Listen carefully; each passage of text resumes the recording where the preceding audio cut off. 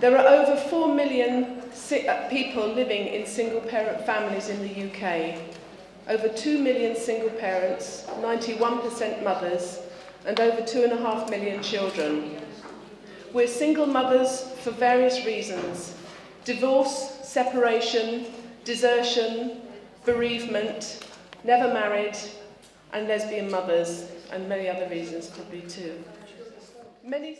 Mothers are the lowest paid of all workers, mostly taking part-time work because we want to be available for the children. Our part-time wages are often as little as 50% of a man's wage. And black mothers can expect 32% less than white mothers' wages. Although welfare benefits are very low and extremely hard to live on, they do give us more time with our children, to be able to take them to school in the morning and be around when they get home, to cook for them, to talk with them, to read with them, to find out about their news and worries, and try to keep them healthy and happy. We're also often caring for elderly parents and other people in our communities. That's the kind of work we can do, or volunteering at schools, things like that, other unwaged work like that. Having welfare benefits also means we have a chance to decide when it feels right for us to leave the children in childcare and take a job outside the home. Many mothers, single and with partners, feel that we have earned every penny of our welfare benefits for the work of raising children, the workers of the world, which is a massive contribution to society.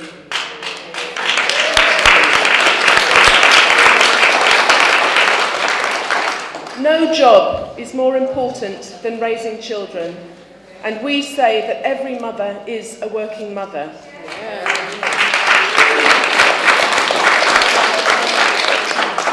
As our leaflet for the event today says, money is always found for wars and banks, but caring for people is never the priority.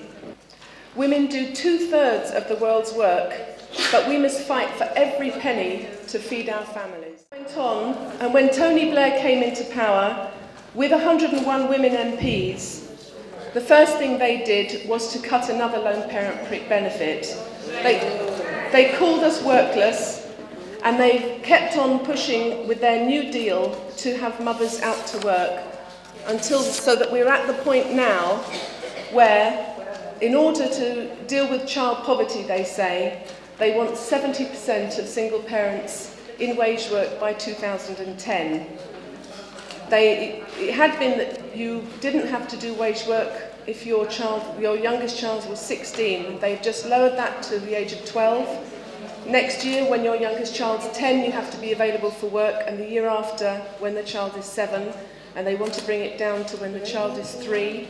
And as soon as you have a new baby, they expect you to be out looking for childcare in order to be available for some kind of work, waged work. And the feminists and the academics they always pressed for childcare, and they never for valuing the nurturing and care and raising of children.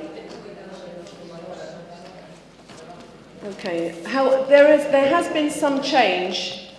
We do see that there's a realisation now. You see letters in the press and other people beginning to speak out that with all these mothers being out at waged work and there being no parent at home, children are suffering in many ways in society. More people are putting together that not having the parent there does affect, for instance, children who are out on the street and unattended. We hear about that they're in trouble and in danger. Obesity amongst children is soaring because mothers don't have the time to shop and cook properly. Over 1 million children in this country suffer with some kind of mental illness. A recent United Nations report said that children in Britain are the most unhappy in the Western world.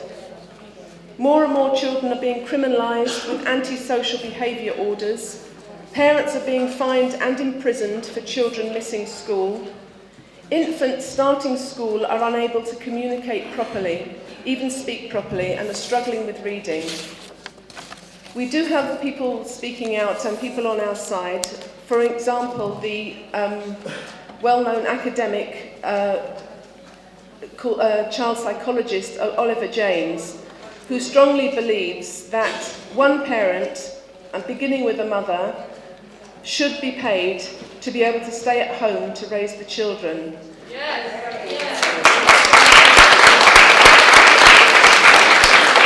And like us, he says payment could start by coming from military budgets.